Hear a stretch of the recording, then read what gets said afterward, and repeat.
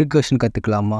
எப்போ recursion use பண்ணுவோன்னா, நம்மக்கிட்ட இருக்கிற ப்ராப்ளமோட ஸ்மாலர் சப் ப்ராப்ளம்ஸ்லாம் சால்வ் பண்ணிக்கிட்டே வந்தால் அந்த மெயின் ப்ராப்ளம் சால்வ் ஆகும்னா அப்போ யூஸ் பண்ணலாம்.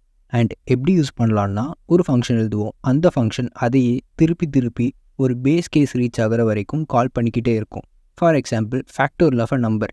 இந்த problem again and again n×n-1 factorial தான் பண்ணிக்கிட்டே இருக்கும். அண்ட் 1 ஃபேக்டோரியலோட வேல்யூ நமக்கு 1ங்கிறது தெரியும்.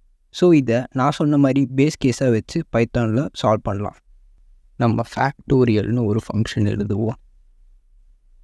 அண்ட் இதில் ஃபஸ்ட்டு நம்மளோட base case, if n = 1 return 1, else return n×n-1 and ஃபைனலாக பிரிண்ட் பண்ணி பார்ப்போம்.